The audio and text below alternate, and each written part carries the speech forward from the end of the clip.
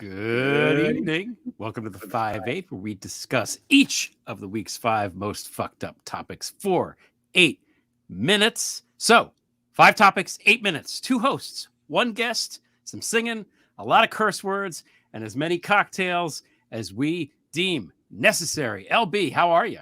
I'm well. Or water. I'm having water tonight.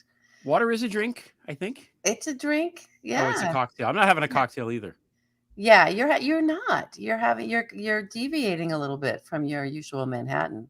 Yeah. I'm like Don Draper, like in season 4 of Mad Men. He's just like, yeah, I'm not drinking anymore. I'm just having beer. Okay. So, yeah. Well, it's like that. It was a little bit of a long week. How was your week? Chaotic, I guess. Today was a very chaotic day. I think Mercury's in retrograde. I could feel the Mercury retrograding off its retrograde today. Just this afternoon. It was a crazy afternoon where every little thing took just a little bit longer and got more complicated than maybe it should have been, but that's okay. Yeah. No, I'm a little tired.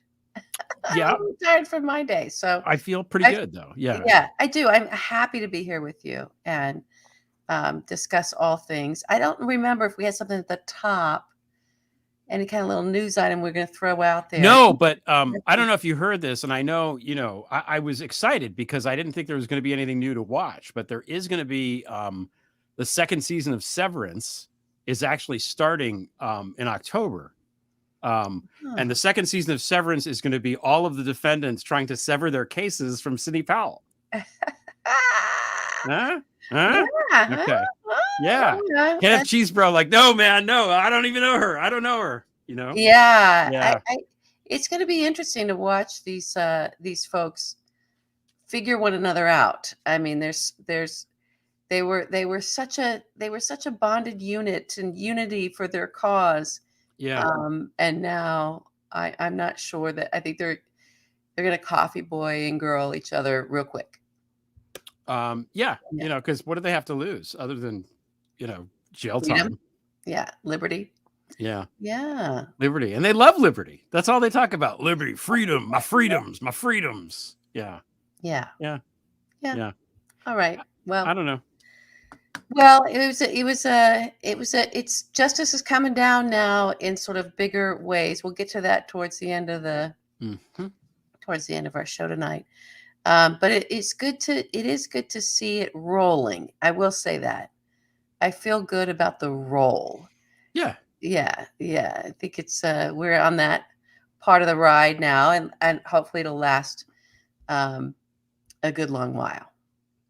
It would be nice, I could get into this. It's just just every week there's a new, it's like music in the early 1970s. Just every week something really awesome. I mean, almost to the point to where, oh yeah, we forgot about those guys. It's like, oh yeah. There's so many little conspirators. Yeah. It's lovely to see all the little the groups. Maybe that's the Kraken. Every leg. Every leg of the plot of the coup is finding its way to be severed, which is severed to bring it back around. Bring it back around. All right, should we dive into our topics? Let's dive into the topics. Yeah, let's get in there. All right, timer is set. Okay. All right, privileges and immunities. What do you mean by that? Well, I wanted to talk about. This is kind of. I went down a little bit of a legal rabbit hole, which I never do. But I wanted to talk about what's happening in Alabama. So, okay, this is from The Hill. Alabama Attorney General Steve Marshall, which is a name that sounds like he's like the bad guy in a John Cusack movie from 1987. Steve Marshall argued in a court filing Wednesday that he can file criminal charges against people who assist those getting abortion care outside the state. Marshall argued that people who organize for travel for those leaving Alabama to receive an abortion, for example, may be participating in a criminal conspiracy because abortion is illegal in the state. Alabama has one of the country's most strict anti-abortion laws. The conspiracy is what is being punished, even if the final conduct never occurs. Marshall wrote in the filing, that conduct is Alabama-based and is within Alabama's power to prohibit. So this got me to thinking, apart from all the, obviously this guy is just evil incarnate and all of that stuff. I don't want to just rant about how he's an asshole for 8 minutes, although I would like to. I want to just go into a little bit. I dove into it because I thought about the Fugitive Slave Act, because I'm like, that's what this is, in my mind, like that's sort of the same kind of idea where, people leave in their states and what rules apply. And, it's not actually the same thing, because the Fugitive Slave Act was a federal law, and this Alabama law, the Idaho law, these are state laws. So, Alabama really doesn't have the right to come into New York, say, and tell us what to do. And it goes into something under the 14th Amendment, which is the right to interstate travel. And I'm going to read now. This is from Find Law, something that was legally reviewed by Laura Temmey. Okay. The 14th Amendment says, this is important, I think, all persons born or naturalized in the United States and subject to the jurisdiction thereof are citizens of the United States and of the state where they reside. No state shall make or enforce any law which shall abridge the privileges or immunities of citizens of the United States, nor shall any law deprive any person of life, liberty, or property without due process of law, nor deny to any person within its jurisdiction the equal protection of the laws. What it means, the doctrine of the right to travel actually encompasses 3 separate rights, of which 2 have been notable for the uncertainty of their textual support. The first is the right of a citizen to move freely between states, a right venerable for its longevity, but lacking a clear doctrinal basis. The second, expressly addressed by the first sentence of Article 4, provides a citizen of one state who is temporarily visiting another state the privileges and immunities of a citizen of the latter state. So what does that mean? Privileges and immunities. This, I think, is when all of this stuff is going to wend its way into the court. This is, I think, where you're going to see that come up. I think the fight is going to be. And I looked into the history of it. And again, I am not a lawyer. I didn't go to law school. I usually find this stuff really boring. But I kind of went down the rabbit hole a little bit here. And what I found is that most of that clause got repudiated right away in something called the Slaughterhouse Cases, which is not a Vonnegut short story book. It's actually a real thing. So again, I'm just reading from Wiki here. The Slaughterhouse Cases, which is in 1873, so after the Civil War, essentially gutted the Privileges and Immunities Clause. The American scholar Edward Samuel Corwin remarked, unique among constitutional provisions, the Privileges and Immunities Clause of the 14th Amendment enjoys the distinction of having been rendered a practical nullity by a single decision of the Supreme Court rendered within 5 years after its ratification. And then we have a scholar from, who's more, I think, on the right, arguing that it was originally meant to protect only specifically federal rights, and describes the later broader interpretation of the amendment as the court's use of the 14th Amendment to claim a capricious national judicial authority. This kind of idea that how dare the federal government tell the states what to do. And then another scholar who more on the left wrote, virtually no serious modern scholar, left, right, and center, thinks that the decision is a plausible rendering of the 14th Amendment. This view is echoed by historian Eric Foner, who wrote a big book about Reconstruction. That's his specialty. He wrote, the court's studied distinction between the privileges deriving from state and national citizenship should have been seriously doubted by anyone who read the congressional debates of the 1860s. And so, yeah. Anyway, it's interesting that this is the sort of thing that got tossed out, right?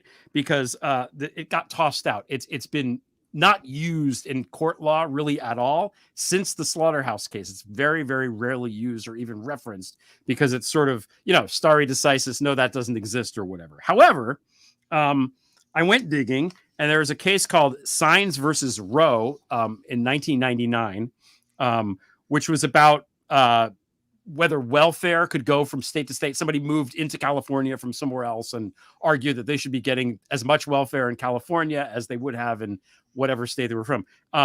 So the judges, the majority all said, yes, of course, because of travel, you should get this. One of the 2 dissenters was our friend Clarence Thomas. Oh my! Get right out of town, right? He wrote in 1999, in my view, the majority attributes a meaning to the Privileges or Immunities Clause that likely was unintended with it when the 14th Amendment was enacted and ratified. P.S. There's actually the guy who wrote the thing saying Clarence Thomas is wrong here, but we won't get into that right now. Okay. I'm going back now, Clarence again. The Privileges or Immunities Clause of the 14th Amendment provides that no state shall make or enforce any law which should abridge the privileges or immunities of citizens of the United States. Unlike the equal protection and due process clauses, which have assumed near talismanic status in modern constitutional law, the court all but read the Privileges or Immunities Clause out of the Constitution in these slaughterhouse cases. So he's saying, poo-poo to this, he's sort of also hinting that the other stuff is BS also. However, you're not going to believe this. 11 years later, in 2010, in the case of McDonald versus Chicago, which is, the one that overturned Heller and made all these guns come out. Made all the guns. All the guns come out. Then Clarence Thomas rethought maybe his position about this a little bit. Thomas, while concurring with the majority and declaring the Second Amendment applicable to state and local governments, declared that he had reached the same conclusion only through the Privileges or Immunities Clause. So there's Clarence Thomas changing his mind, which is interesting. And again, I want to also note CCJ, who goes by Nasty Old Woman on Twitter, helped me with this by showing me what to read. And she's great, by the way. It's a wonderful account to follow. But I said, I have literally never read any case law at all ever until 20 minutes ago. And I've already found Clarence Thomas contradicting himself. And she said, welcome to the club. So, and then the last piece here before we get to the end. Fortunately for us, LB, there's another judge currently sitting who has other ideas about this. And I'm going to read what this particular justice wrote. Oh my God. This is apropos. This person wrote this after Dobbs as kind of a sidebar to Dobbs. Quote, some of the other abortion-related legal questions raised by today's decision are not especially difficult as a constitutional matter. For example, may a state bar a resident of that state from traveling to another state to obtain an abortion? In my view, the answer is no, based on the constitutional right to interstate travel. Want to guess who wrote that? I mean, was it Coney Barrett? Nope. I'll give you a hint. Hashtag. It's our hashtag. It's our friends. It was Kavanaugh? Yep. Beer Bong wrote that. Oh, well, he might have a vested interest in some of that. I don't know. Now, Adam Lipnick says in the New York Times, all right. he quotes Seth Kramer, who's a law professor at the University of Pennsylvania, and who basically says, well, pump the brakes on Kavanaugh's enthusiasm here. Read closely, Professor Kramer said of Justice Kavanaugh's statement. He may not even suggest protection against prosecuting the resident upon her return or seeking to sanction doctors in sanctuary states, either by prosecution or damage actions. He went on to say, Kavanaugh hasn't committed himself to protection of anything beyond travel. So while robust protection could emerge, it's not an outcome one can rely upon. So again, this is messy. It's weird. The legal people seem to think that this shit is going to get overturned really quick and that it's dumb, but it's going to wend its way through the courts and there's going to be arguments made. And I think based on what I can glean, that's where the arguments are going to derive from. So it's something to keep an eye on in Alabama as this fascist, woman-hating, blood on his hands motherfucker tries to take rights away from women, not only in the state of Alabama, but everywhere in this great land of ours. Yeah, if I start weighing in, it's going to get real ugly real quick here. It is. And scene. How dare you? How dare you? We're not here to make your babies, and we're not your fucking property. You don't own us. You work for us. We pay your salaries. Fuck off. That's it. That's as far as I can go without losing my mind tonight. Okay. And, good luck to them. Good luck to Alabama. Yeah. Maybe they can grow their economy just with only Alabamians or whatever the hell you call those people. Maybe that's it. Because any other company, anybody coming there, any labor force, you want to attract companies, you want to attract people to come work there, but you're literally telling them they cannot travel to go. What if I want to go? I brought this up to you. What about the marijuana laws, which are different state to state? What if someone goes to Colorado and Is Alabama going to prosecute them for going and having a good time? Are they going to be a dry state? What if they turn into a dry state? What if someone goes like, what are they talking about? What the, this is a mind, talk about a mind virus.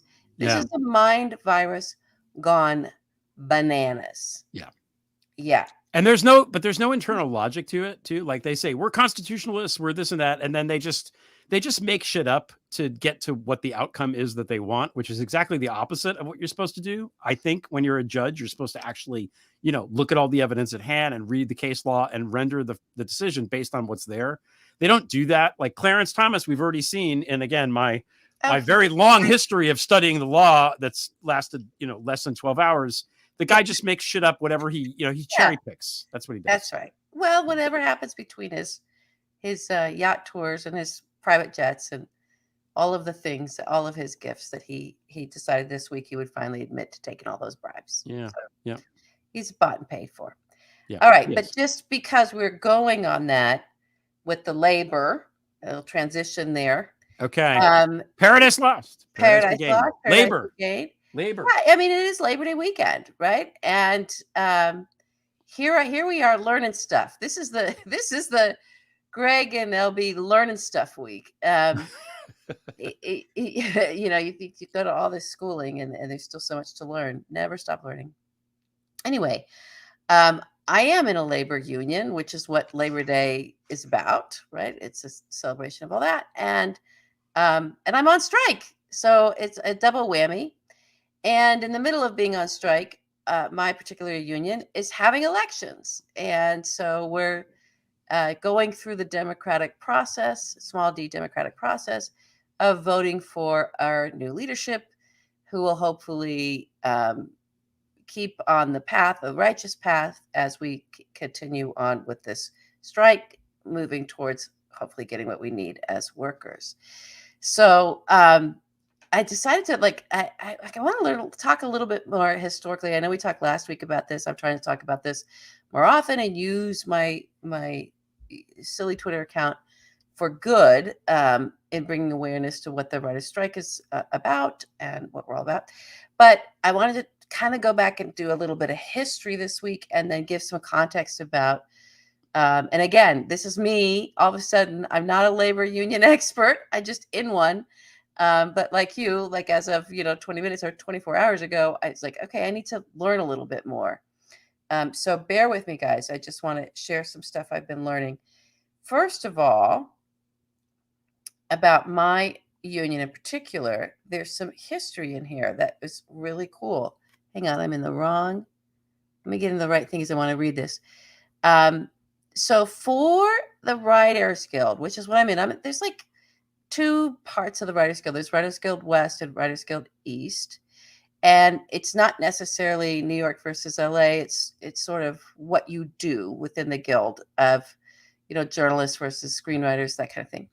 So here's some facts for you guys. So it wasn't until 1933, actually, because there were sort of early guilds at the, early 1900s, the Dramatists Guild and the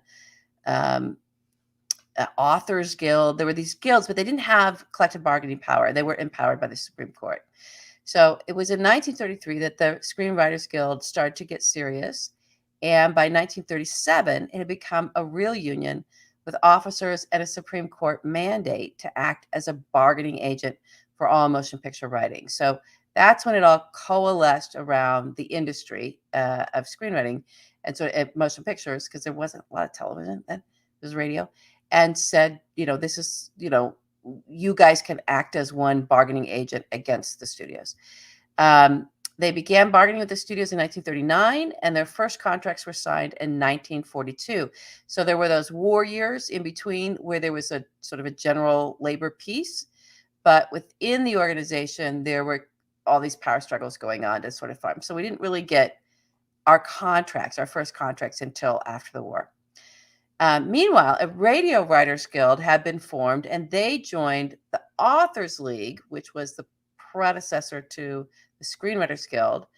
But in 1950, the Screenwriters Guild organized the radio writers. So we brought those radio writers in, and the Authors Guild got brought in, and the Dramatists Guild got brought in. So these are playwrights and novelists and all that. And the Radio Writers Guild, Television Writer Guild, all became one as the Screen Writers Guild. And then in 1954, the organization was revised again, and it is as it is now, which is the Writers Guild of America, East and West. The sole collective bargaining agent for motion pictures, broadcast, cable, interactive, and new media. This includes TV animation writers. Okay, so this came from an article that that someone helped me find that was about the comics, the folks that write graphic novels and the comic writers wanting to form a union as well. And so the history of this and whether they've joined our union, which I don't think they're in. I'm still learning. Okay. So that's just a little background on that, because since I talked about that union a lot, something I learned. And then I dove into learning this paper, which is a great paper about, the sort of the role of labor unions broadly in the United States, in a democracy, in our democracy, and how Citizens United kind of fuck shit up again, right? So I'll read a little bit for you guys from that. I know Greg and I are reading to you tonight, but we're just learning this. So Citizens United, there's just been this thing in the United States of equating corporations to labor unions, right? Sort of saying, oh, they're sort of both doing their part for democracy. They're both, blah, blah, blah, blah.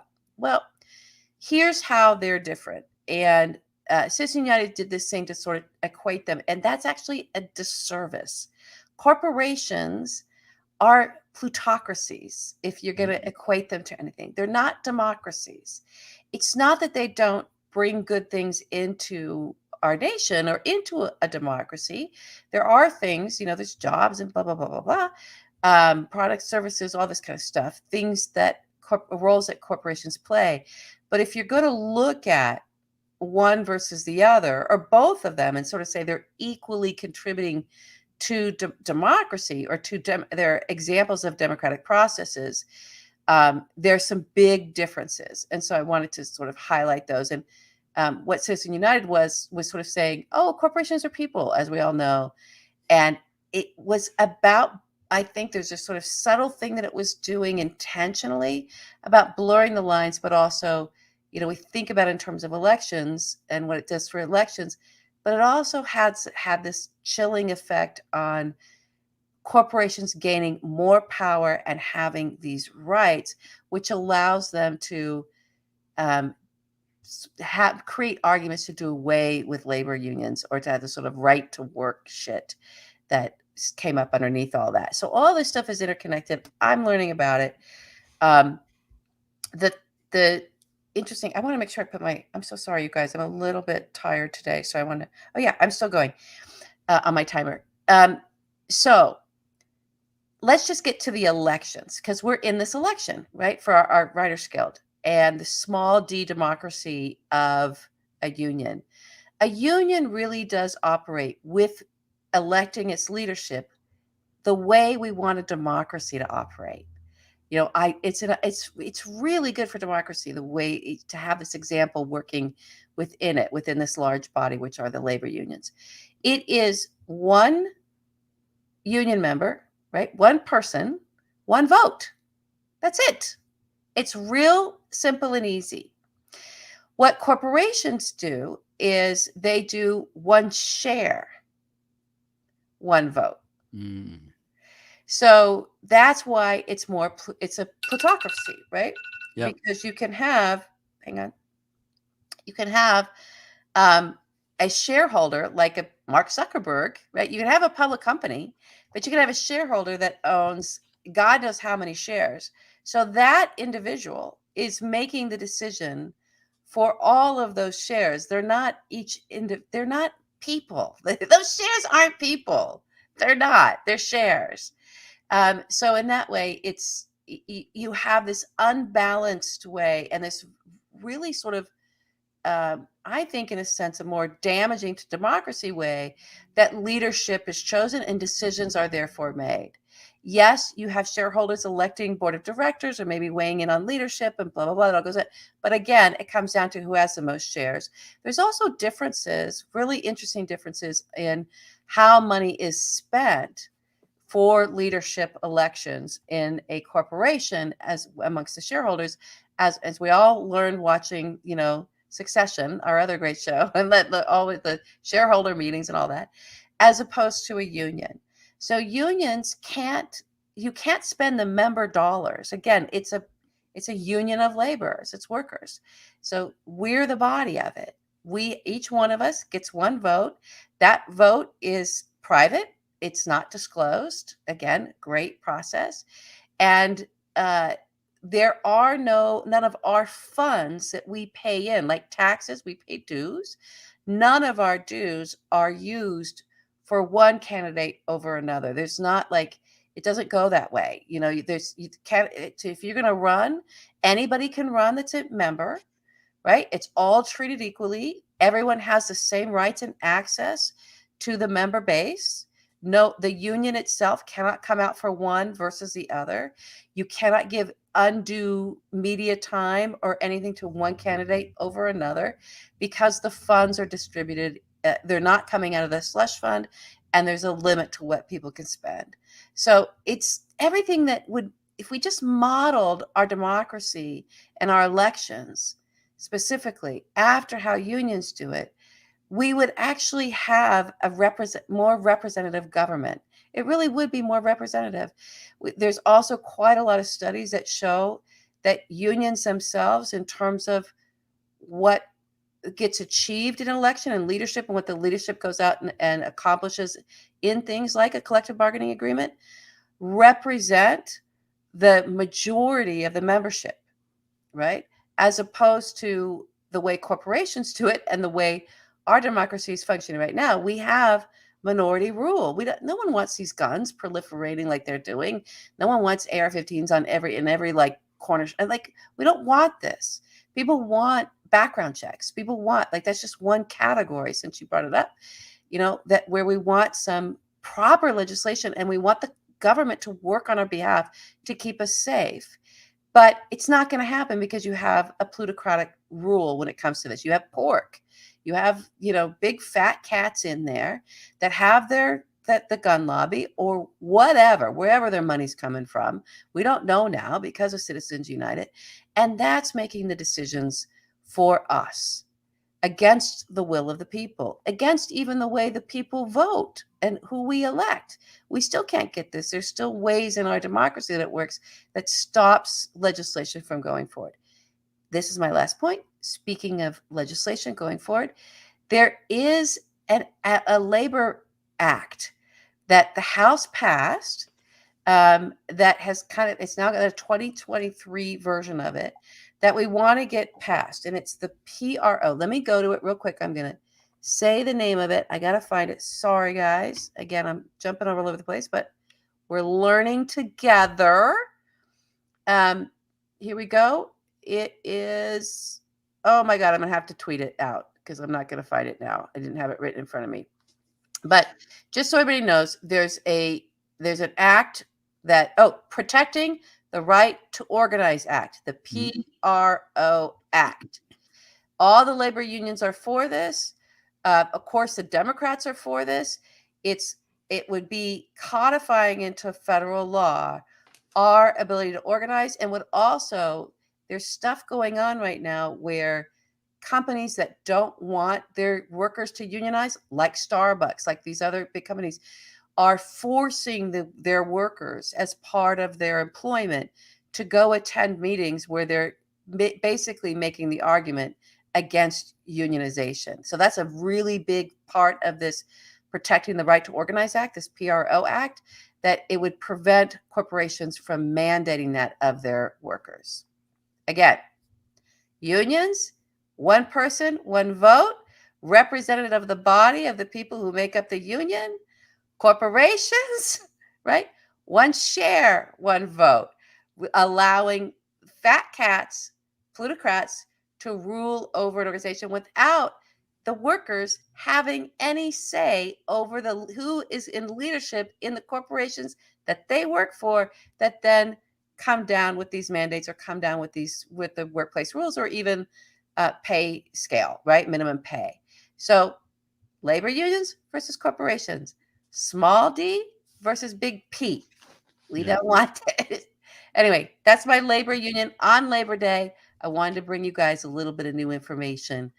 Maybe you guys all know this and it's just new to me, but it's new to me. And I enjoy learning about it. I think you push it a little too far. It's not all corporations, LB. It's not all corporations. Oh, it's not. And just so you know, some of my best friends are shares. Yeah. So that's how it is. Yeah. What's it like going out with them? They pick up the tab? Or Sometimes. they stiff you? Yeah. Okay. I have to vote on it and then my vote doesn't get counted. But other than that, it's really, it's good stuff. You never get to say where you're going to eat or what you're going to eat. But you do have to pick up the check. They actually don't eat, which is the best. They're cheap dates. It's good stuff. Oh, no. Okay. It's time for media. It's time for media. Oh, all right. Time. A little singing, maybe. Yeah.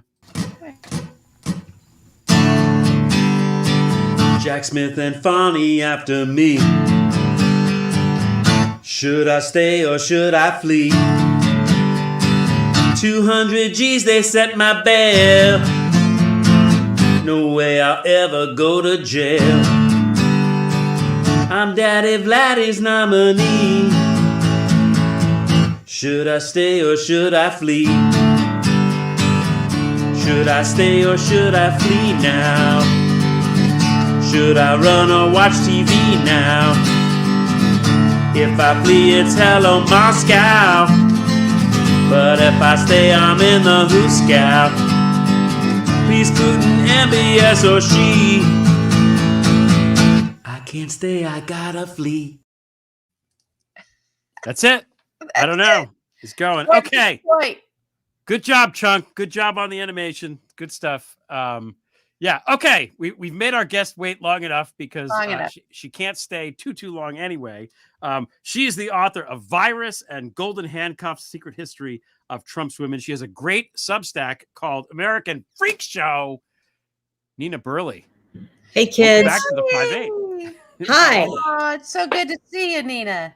Well, it's good to see you guys. And that, oh, come on. Please, Putin, MBS or she. That was good. Is that your voice we're listening to, Greg? Yeah, that's my voice. You're getting better every year. Yeah, thanks. Amazing. Yeah, I'm very limited. It's limited, but it's okay. You have a good range, and you wouldn't want to hear me try to sing that. I'll karaoke it in a bar one night, though. All right, we're gonna hold you to that. That's what we're gonna do. So, how was your summer? Like, what have you been working on? What's going on? Well, I've been upstate in my little town, and I have been swimming a lot. I've been biking. I've been working on a novel, second one actually, trying to get the first one published. And I'm doing, the Substack, doing the stacking. Yep. Loving your Substack. Watching and listening. And I'm working on I'm working for the New Republic mostly. I'm contributing editor there, so I'm writing a couple of long pieces that will come out early next year. Wonderful. And have really kind of hooked up with this community of amazing researchers and investigators who are on the progressive side, who I've just been astonished at how much work people are doing on all fronts. In addition to the indictments, there's a lot of political strategizing and information exchange and a lot of document digging and so on being done by some great people. So we'll see more of that as 24 comes around. That makes me very happy because the Barry side piece was really great. I mean, that was just thank you so much. That was such a good one. It was a bear. It was worth it. It was a Chicago story, and it was a bear because that guy is locked down. Yeah. Wow. And he's old. He's maybe in vampire years, not so much, but for normal people. So my only quibble, by the way, with your Substack is I get the email and, it's Nina's thing. I'm going to open. I open it up. And then in the banner, it's like Steve Bannon's face. And I'm like, like every time I know it's coming and it's like a jump scare. Well, would It's you rather very have effective. Well, I do have Melania on the You have left. the weird in her- Melania, and I I'm do like, have oh, who's that? Melania Oh, right, it's in her Melania. And then, chainmail. yeah, I mean, you yeah, could just look at that. yeah. And then I go, and it's really, it's a jump scare every time. Well, So, it is a freak show. I mean, what else are you yeah. going to do? I guess I could put him behind a screen, but No. we need to be. No, it's perfect. Yeah, No. it's perfect. Yeah. Yeah, It's, we might even need to make it scarier. I try. I don't know that it's possible. Steve Bannon's face is a 10 out of 10. I mean, doesn't he look like a werewolf? Kind of, yeah. Kind of. Now that you say it, yeah. Rabies and mange. Yeah. Yeah, Sorry, everybody. a Yeah. mangy werewolf. He's a mangy werewolf. Yeah. Okay, so I know you got to go. So we were talking last week before, whatever it was, about COVID and about the response to COVID in DC and what the government was doing, because over 1 million Americans are dead.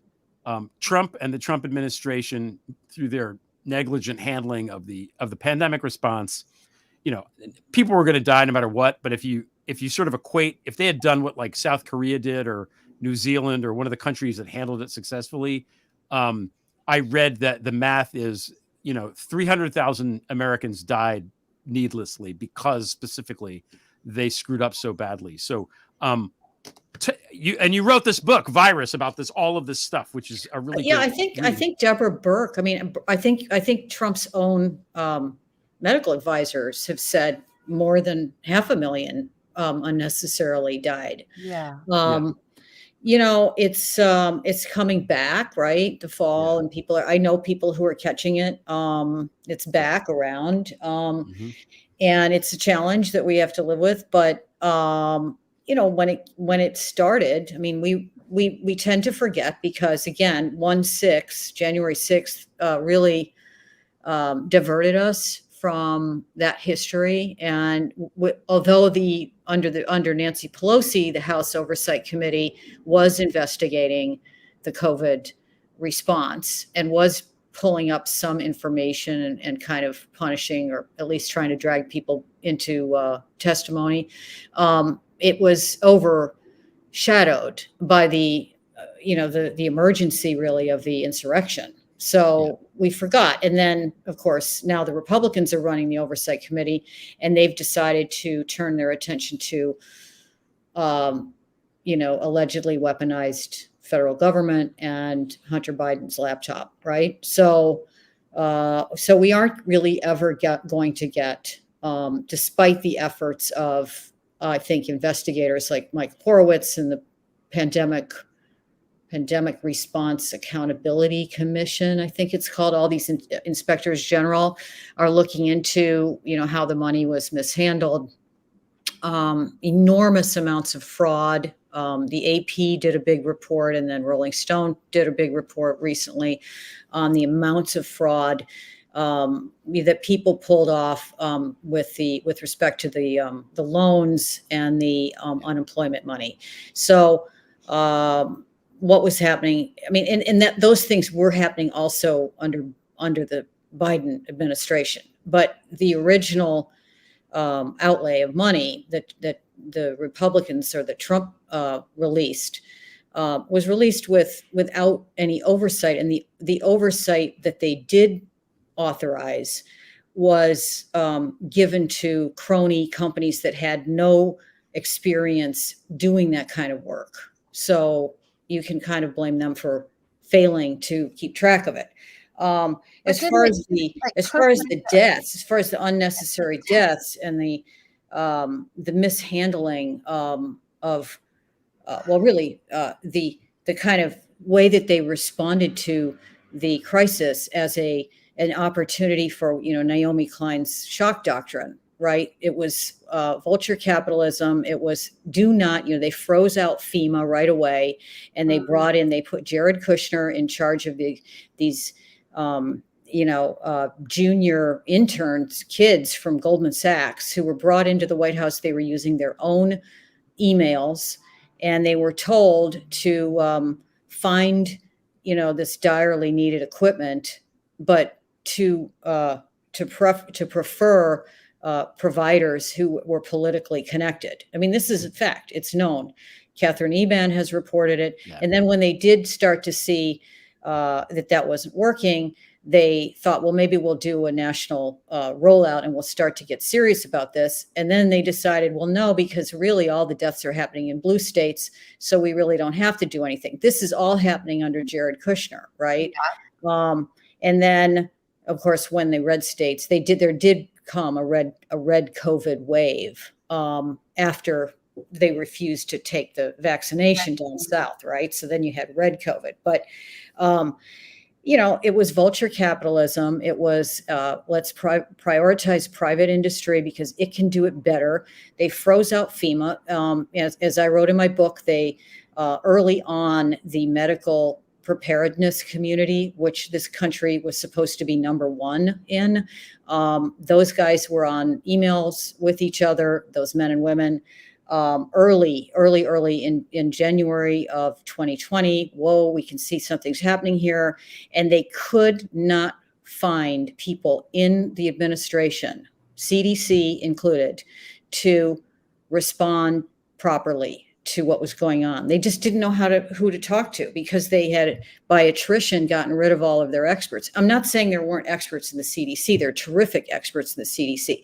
I'm saying within the administration, they were unable to get their ideas considered. It was all politicized, as you know, and we watched this happen. And I'm not telling you things that you don't know. It's just that we forget or we've stopped thinking about it. And so from that base of knowledge, of memory that's going down a memory hole, we have this situation now where the Republicans are going to try to make Hunter Biden an issue, and they're going to try to make Joe Biden, who's known for basically honesty and being a nice guy, they're going to try to impeach him and besmirch his reputation, because that's what they need to go after, because, of course, their guy has 4 indictments, as you far. Yes. Animated. Your animation, your wonderful animation. Who does that again? It's terrific. Chunk.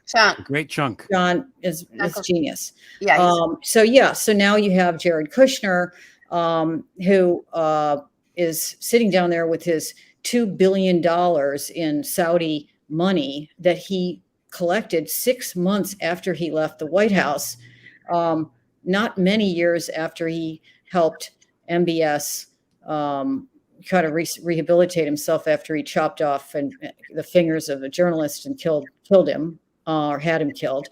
And, yes. Jamie Raskin now this week has finally, long overdue, asked the Oversight Committee to subpoena him to ask Mr. Kushner about that $2 billion. What he did there puts whatever they're alleging about Hunter Biden, it pales in comparison. And let's just say, okay, we're not about whataboutism here, but that's the game that they play on the other side.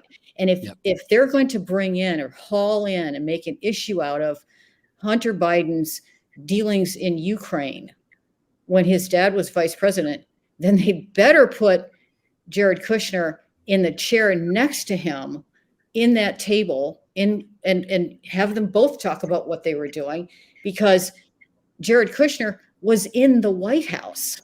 He had a senior position in the White House. He was reading the briefs. Hang on. He had a super secret security clearance that doesn't even really exist, that he was awarded because it kept getting denied by our intelligence community. They didn't want to give it to him. So this guy had clearance. He had his hands on the most sensitive intelligence product that we produce as a nation. And God only knows we know what he was doing with it, right? But what did that, is there a connection between that and the money? That is, it's appalling. And we all know it's appalling, and we're all there for that. We're going to get to that. Maybe we just have done 3 and 4. Did I jump over? Yeah, no, 3 and 4 are the same. It doesn't matter. I want to come back. It looks like I went from the vanishing to Saudi Slender Man. Yeah, that's fine. That's what we wanted you to do. Slender Man in my freak show column. It's fine. Oh wow. Okay. Well, I'm excited for it. That. So I want to come back though, Nina, for just a second. To the pandemic. I remember Nancy Pelosi before the last election, saying, presidential election, saying, we have a House committee we put together to investigate the COVID response, and whether it was intentionally failed or not. And this was all going to happen. And I remember them even saying, her even coming out and saying, we have our sort of initial report or whatever.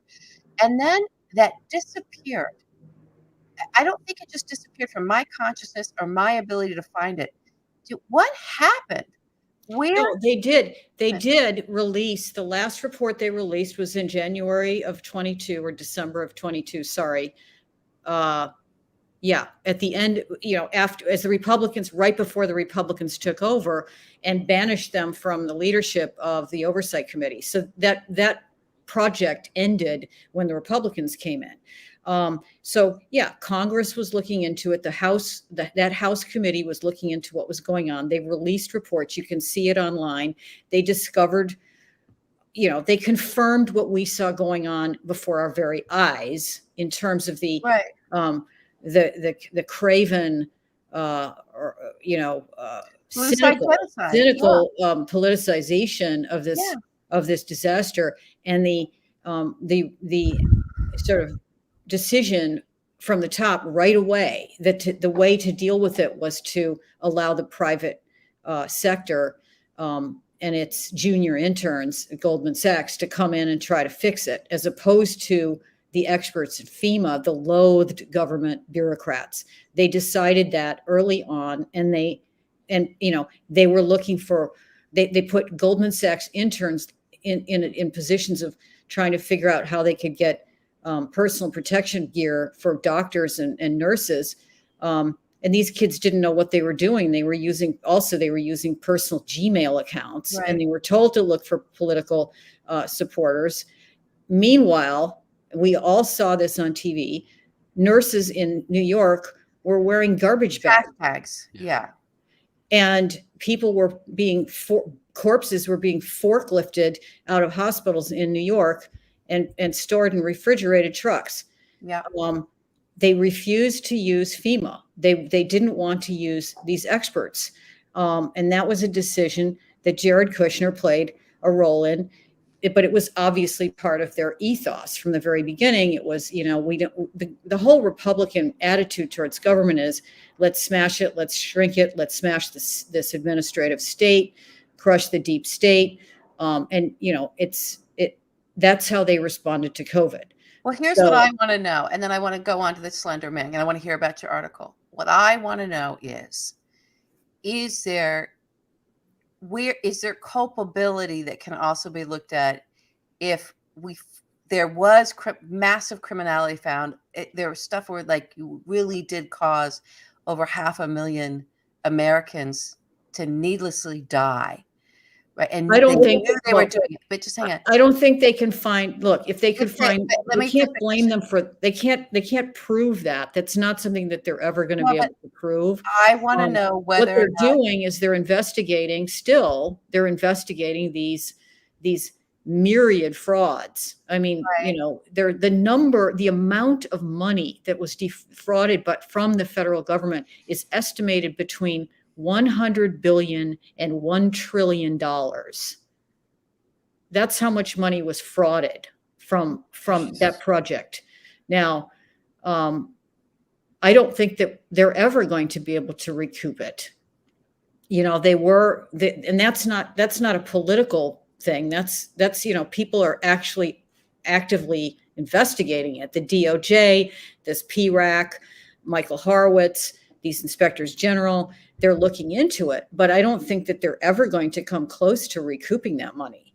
And part of the reason that money was lost was that the Trump administration hired cronies to oversee the security of it, and they weren't equipped.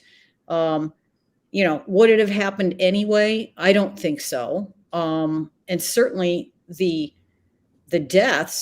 number of deaths in this country far exceeded what they should have, because the government of, under the Trump regime did not do its job because they did not want to operate as a government. They wanted to operate as a private, helping the private sector enrich themselves off of this disaster. Okay, so that's a great transition into, if you can hang out with us for another, I know you're going, but 8 minutes. Yeah. I want to talk about your article, what we've got going on here with the Slender Man, with our freak show, Jared Kushner. And as you mentioned earlier, and has hit the news because Jamie Raskin wrote a letter saying, as the minority, is that what it's called when you're on the commission? Yeah, he's he must be the minority leader of the minority chairman.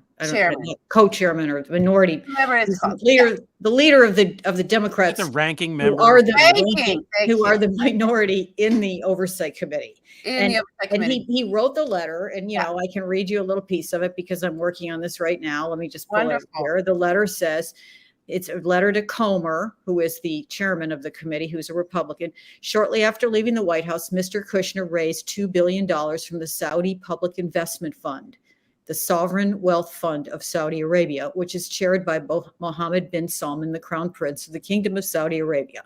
On June 2, 2022, then chairwoman Maloney, who was the Democrat who ran the oversight committee when Pelosi was the House Speaker and the House was controlled by the Democrats, wrote to Mr. Kushner and Affinity, which is the company that took the money, about allegations that Mr. Kushner's personal financial interests may have improperly influenced U.S. foreign policy during the Trump administration.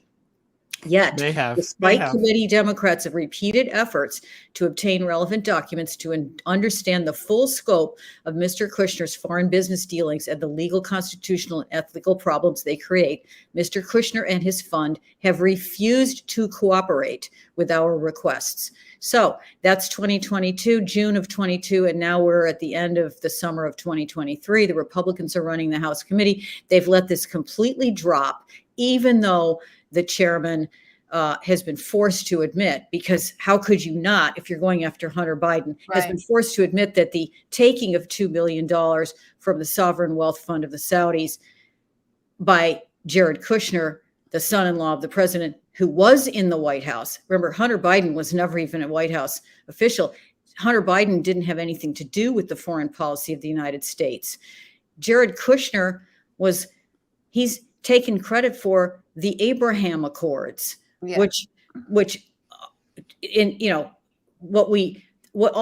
that was putting a rubber stamp of public approval on what everybody who's ever covered the Middle East knew, which is that the Israelis had some pretty good friends in the UAE and Saudi Arabia, because the autocratizing state of Israel doesn't really have a problem with Arab potentates and dictators. What they have a problem with are any countries that look like they're going to become democratic, because they don't want that. They get along very nicely with the potentates of the Gulf. So with the Emirates, all Jared Kushner did was Jared Kushner is very close to Netanyahu. His father had Netanyahu over at their house in New Jersey. They were buddies. He has always been anti-Palestinian and anti-two-state. So does he get some kind of a little pat on the head for helping them do that? Or is it $2 billion? It's not even, there's more than that too, because, there's a lot more than that. Kushner and MBS, just quickly off the top of my head, Kushner and MBS are hanging out like in October before the election day even happens or whatever. Kushner knows things. They stay up late. They have their hangout, and then Kushner leaves, and then immediately there's a purge of the Saudi royal family executed by MBS, which is believed to be based on information that Kushner told him. MBS bragged that I have Kushner in my pocket, he said. That's right. The first state visit of Trump as president is to Saudi Arabia, a place no U.S. president had ever visited, where he participated in that ridiculous sword dance and put his hand on that stupid orb, right? Mm-hmm. Kushner arranged that. We didn't have an ambassador to Saudi Arabia. We didn't fucking have one. Kushner was the de facto ambassador to Saudi Arabia. There was the Qatari blockade where Kushner was like, let's do this thing. And they were like, great. And then, then suddenly the blockade was lifted and suddenly the Qataris paid off his fucking debt on his ridiculous building. Yeah. So it's not like... I see in the comments here, somebody using the words narcissist and sociopaths. And yes, those people, and the UAE included, those people, I mean, look what the UAE did. Look what the other, what's his name? I'm blanking on it. MBZ, I get them mixed up. The one who kidnapped his daughters and locked them up. I mean, the things that they do to women over there, and the things that the Saudis do to women and to people who have the temerity to tweet something that they don't like. They lock them up and they throw them in dungeons and they throw away the key, not to mention torture and chop people's heads off. So that is who Jared Kushner palled up with when he got in there. And let's just remember what is a sovereign wealth fund? Okay, the UAE sovereign wealth fund is in the trillions. The Saudis are close to $1 trillion. And what is a sovereign wealth fund? A sovereign wealth fund is when like 10 people control $1 trillion. That's what a sovereign wealth fund is in those countries. It's not what a sovereign wealth fund might be in Norway. It's 10 people or 17 people control $1 trillion or $2 trillion. And when that small a number of people controls that kind of money, you can do anything. You could come in here right now on camera and drag me out and throw me out the window, and there would be nothing would happen.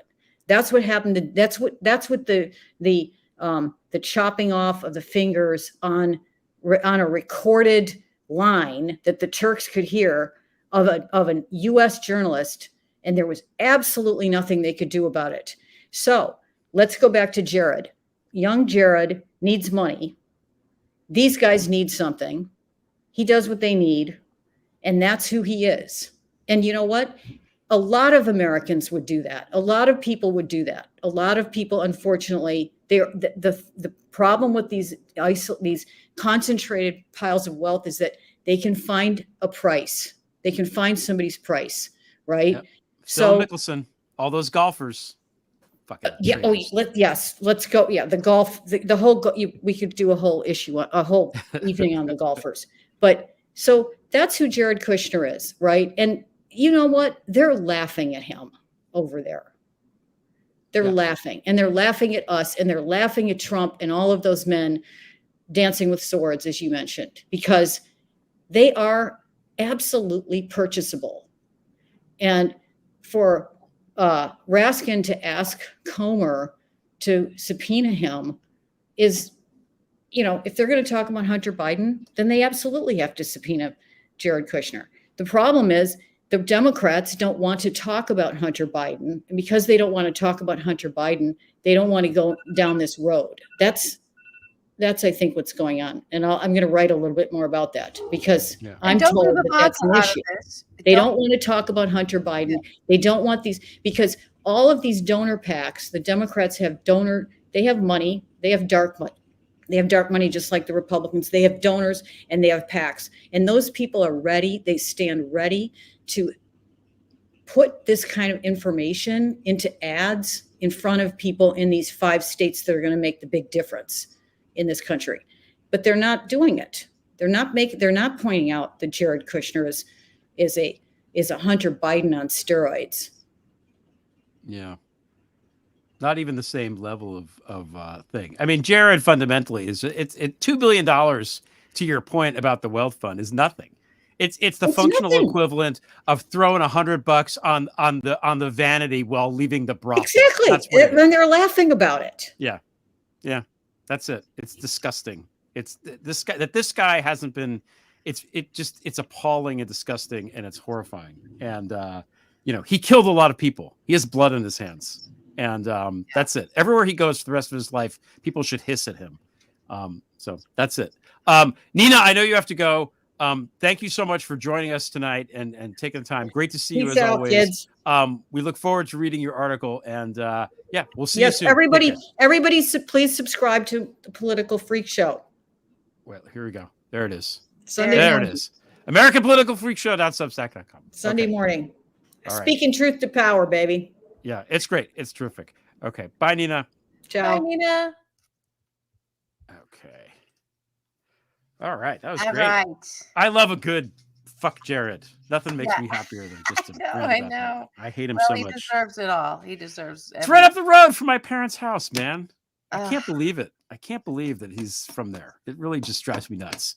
What an embarrassment for New Jersey. What a goddamn I embarrassment. know. Every time New Jersey has a chance to go a few steps forward, they just, what is it? What is the line? They pull me back in. Yeah, between Giuliani like making all Italian Americans disgraceful, and Jared, it's really just it's just a 1-2 punch. So Yeah, and Chris Christie.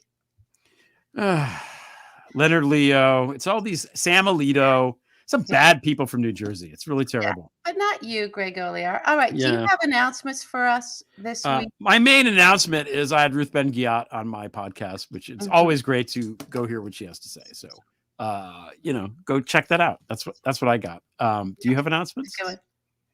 I'm sure I do, but I don't remember them. I'm sorry. Okay. We're not going to do no after hours, right? After hours tonight, but we will because it's Labor Day and we've got a lot going on, guys, and I know you do too. But we'll be back and we'll try for one next week. I might be soloing it, but we'll make something happen for you guys. Yeah. Yeah. It should be fun. We should be good. And All right. We'll do it next week. Okay. Here we go. Last 8-minute segment, everybody. Stand back and stand by. The warden. You alluded to this earlier, LB.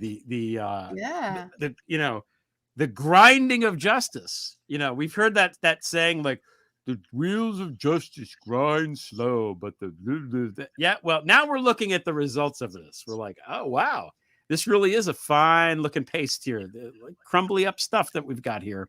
The Proud Boys this time. Joe Biggs, 17 years. Zachary Rail, 15 years. Ethan Nordine, 18 years. Dominic Pizzola, 10 years. Yeah. A lot of years. A lot of years. And I think it was Pizzola. Who was it that walked out of the courtroom and after being so contrite, I thought it was Biggs that did that. Was it Biggs and walked out and said, Donald Trump is stolen? Like had to do the thing. And the judge was like, yeah. Let's point out, can we point out here how they all cried? They cried. Poor me. I didn't mean it. I'm such a Oh, my daughter. I'm not going to see my daughter. Well, guess what? The cops that died don't get to see anybody ever again, do they? No. I got zero sympathy. Your daughter's better off without you. Go to jail, and no one will remember your name, like really within 15 minutes of this podcast ending. Well, they're there's something. There's a couple things. I have a couple thoughts about this. First, the maximum sentence, yay, where it can be had, and these folks, I don't know that we're going to get information out of them that's going to implicate, but I think they were so sloppy in their communications, with one another and in their planning of being just so emboldened, right? That's the thing that Donald unleashed. And he unleashed it the second he came down that escalator and said Mexicans are rapists. It allowed people to sort of feel like, oh, I can be free with my insanity, right? I can be free with my rage. I can be free with That's why they all feel like he gave them some kind of freedom, because he again, and I've said this many, many times for years and years and years, but he made it okay for where people had social constraints on them of like, you can't say that, don't say that, don't think that, or don't like, this is the way we do things because we're all trying to work in a society together and not be driven by hatred. And he was like, nope, I'm driven by hatred. You're right. All those people that told you we're wrong, they're the wrong ones. Stick with me. And it just released them. Right. So this is just an extension. These folks that ended up getting what we call radicalized, but I don't. It's almost just like they feel like they're free from boundaries, free from the law, free from consequence, free from all these things. These are the freedoms they're talking about. Freedom from any accountability. Well, you got some accountability now. Now they're all going to go together into prison. And that's generally not I hope they are separated. It's not, we haven't had good luck with that. We've got into like in war zones, and we've got in there. We've kind of put prisoners that together. It hasn't worked out well that are radicalized, and it hasn't. Once everyone's back into society or the thing is over, I'm specifically thinking about what we've done in the Middle East as a nation, what other nations have done. It doesn't work well to put these radicalized leaders together in a prison setting and allow them to fester for 10, 18 years. Yeah, we all saw Superman 2. We know how this Great plays. that they're out of society. It's great that they're having these consequences. It's good to see justice working. Maybe hopefully there's some thought. Speaking of the warden, hopefully there's some thought put into what's happening there. We've got some, our white nationalist movement, our white supremacist movement in this nation didn't get aided and abetted by the the Nazis that got for hate crimes thrown into prison and then proliferated there. So I don't know what we do about the radicalization. That is I get stuck on that every time. I don't know what we do about it. Justice rolling is really important. It's really important that there are consequences for the political processes and the democratic processes in our nation, so that as voters go, they can see this is a losing path. Don't choose a losing path. Choose a winning path. You don't want to choose a path where you end up in prison because you pretended to be an electorate for Halloween because Rudy Giuliani is a ghoul and he tricked you into thinking Halloween was any day of the month, any day of the year you wanted it to be. You could just pretend to be an elector, and then that, right? So there's consequence for that. That's all great. I do think we got to think about the minds that we're imprisoning together. Here's the thing, though. We don't really have to think about it again until 2033. That's a long time from now. Okay. Long time from now. Florida might be underwater by then. We don't know. Lots of things might happen. That's true. Lots of things can happen. That is true. Yeah. Texas might turn blue. I worry about the stuff that no one's willing to just go. Our leadership isn't willing to address head on. It just sort of like becomes this mutated monster when we just say, oh, okay, let's just ignore that. Look at Jared Kushner. Oh, it's too complicated to go after these guys. Well, look, it doesn't work to avoid the elephant in the room. It just doesn't. No. And the elephant in the room with these guys is they're thought leaders for a radicalization movement. They are. Well, any other society at any other time and place, they wouldn't be going to prison. Let's just put it that way. That's true. Yeah. And our enlightened society allows them to try to rehabilitate themselves. That's the purpose of it. And, maybe just to play devil's advocate here, literally, maybe they'll go in there and be like, hey, wow, who's responsible for me being in here? Fucking Trump. What an asshole. Maybe. Maybe they'll talk. I don't know. I don't know that we need them to. I don't know that justice needs them to. I don't know. We'll see. I think I was just pleased to go, oh yeah, those guys, and yay. Go, consequences. Real. Yeah, hope you had your fun. Working. Yeah. Yeah. It's gonna be good. 2033. It's a lot. It's like 10 Super Bowls, man. It's a long time. It's a lot of time. They might get pardons. We'll see what happens. Pardons. Even if Trump becomes president again, he's not going to pardon these assholes. What does he care? First thing he's going to do. No, Greg, I don't think he gives a shit. that's the first thing he's going to do. I don't think he gives a shit. Oh, All right. You have anything else to add? no, that's it. Like we're celebrating that. We're celebrating the win. Yeah. Take the W, man. I'm taking the W. Take the W. Cheers to the W. It's a lot of years. If we had one beer for every year that those 4 guys were in prison, we would be on the floor. Yeah. Well. Yep. It's good. I like it. Goodbye. Let's hope we throw away the key. Okay. Wait, I got to turn the banner off, which I always forget to do. That is the show for this week. Thanks for watching. Please you got to hit the like button, I guess, on this YouTube thing. Please subscribe to the show here. If you haven't already done so, please consider joining, becoming a member. And then next week, you could hang out with us in the after hours. Yeah. Also, we have the 5-8 podcast, which exists as a podcast. Please subscribe to that. It's available everywhere. Podcasts they're not sold. They're just free. You can just go, download it. And Greg. Yeah. We're going to get through this.